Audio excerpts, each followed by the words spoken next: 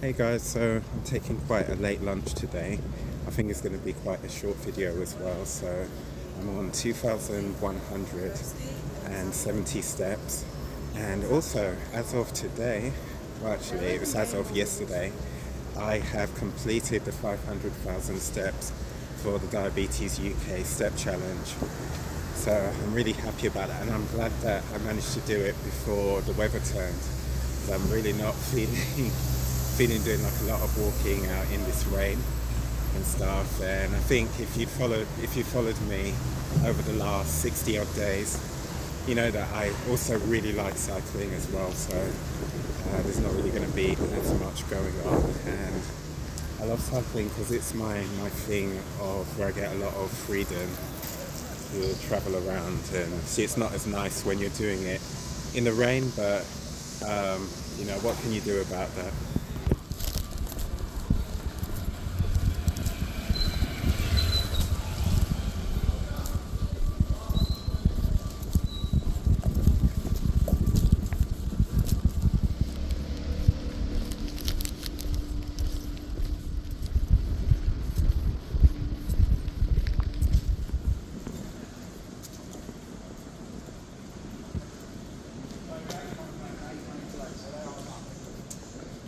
Yeah?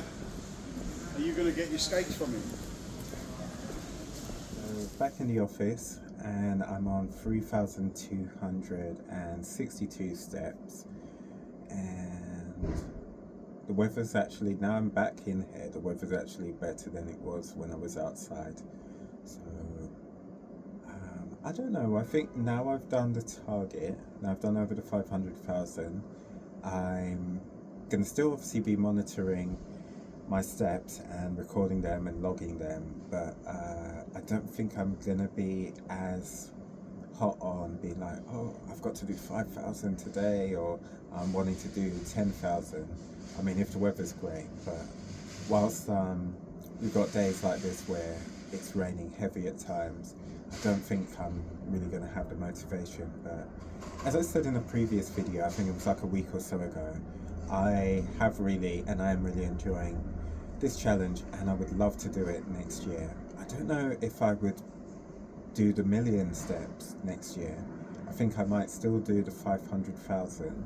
Maybe I'd see if I could do it quicker than I did it this year. If I could,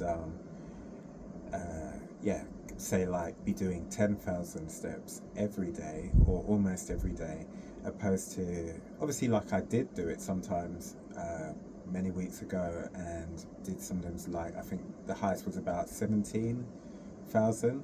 But yeah, it'd be cool to be doing the 10,000. And I still, actually, something I still want to do is do that walk from Croydon to Brixton. So basically, from where I live, where I grew up, to where I was born. And that would be cool. And I'm still also thinking about what I'm going to do in terms of content for the vlogging after this, because I've really enjoyed, even though I found it sometimes a bit tiring, making the content, editing it once I get home after everything, and I'm tired, and trying to get it out the next day. I think another thing is also with the content creation, also looking at trying to be like a lot more consistent. I am quite interested in continuing to do content creation, and a friend told me that on average apparently it takes like about 5 years of consistency to really get somewhere, on average, or to be honest, even if you're just lucky. But I was thinking, like, what can I do going forward after this on the 1st of October? Maybe I set myself, like the calendar that we've had for this challenge over July, August, and September, where each day has a theme. Maybe I do a bit of homework, I do a bit of work in my own time, and I set maybe kind of like themes and targets of things that I want to do and try to do. So I think I've mentioned quite a few times I love cycling.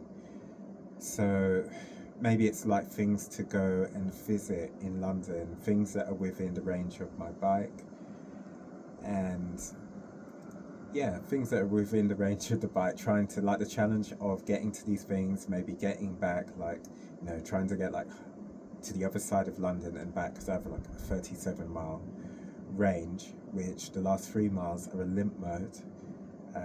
So yeah, I think maybe that's it. Maybe that's what I do next. What do you guys think actually? What would you like to see me do? It's definitely going to be like e-bike content, places that I'm traveling.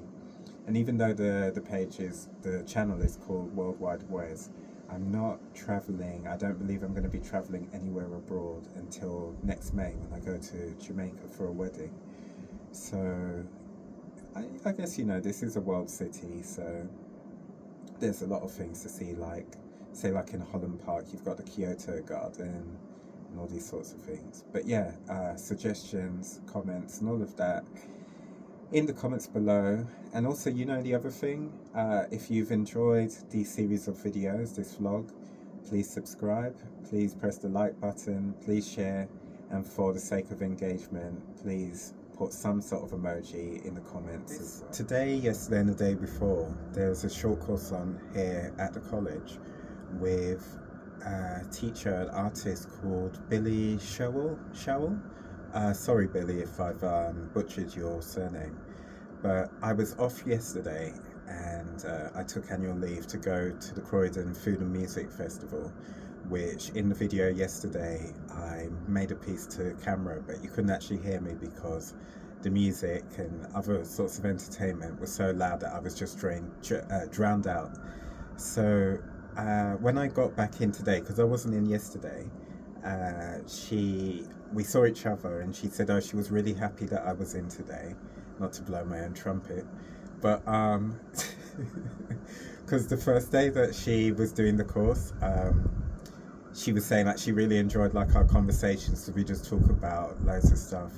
So we talk about Croydon, because I almost meet somebody who has had some sort of relationship with Croydon, be it they've lived there at some point, they've studied there, or they used to visit the Whitgift Centre when it was a happening shopping mall that you would actually have coach companies doing coach trips to. You wouldn't find anyone doing that sort of thing for love nor money now.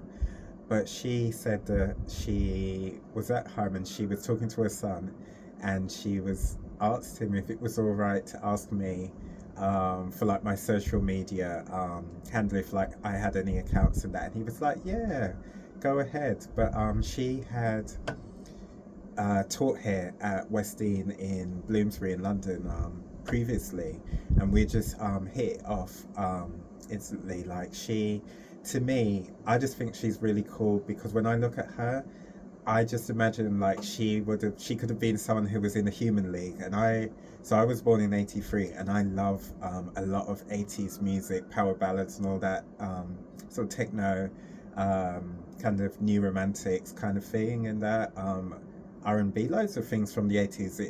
It just does something for me, and I just thought she was just really cool. And I agreed, like, that I've really enjoyed the conversations we've had.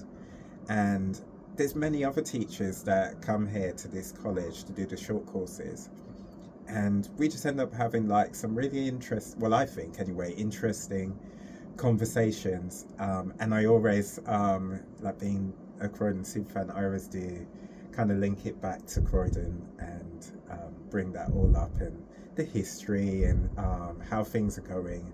So I just wanted to share her account with you guys, because I really like her work. So she does botanical painting, and if you guys just love that sort of thing, because she was trying to get onto our network here, our Visitor One, and she wasn't able to on the first day. And she sells some of her work, because sometimes the students like her work so much. I mean, they get to produce work in the watercolor style that she works in the medium that she works in. But she has some of her work on display that she brings with her, and sometimes they want to purchase it. So she was wanting to use her iZettle card reader, and unfortunately wasn't able to. So I mean, a colleague managed to help her to get that up and running, connected and everything. But you know, it's always nice to use whatever platform you have, no matter how small or big. I mean, there's only 27 of you here, but I really appreciate all 27 of you because you took the time to click that button to subscribe and all of that. So yeah, I thought I'd just share her work with you in case you might be interested or might even know someone else who's interested in this sort of artwork and share it with them and, you know, just spread the love and the work.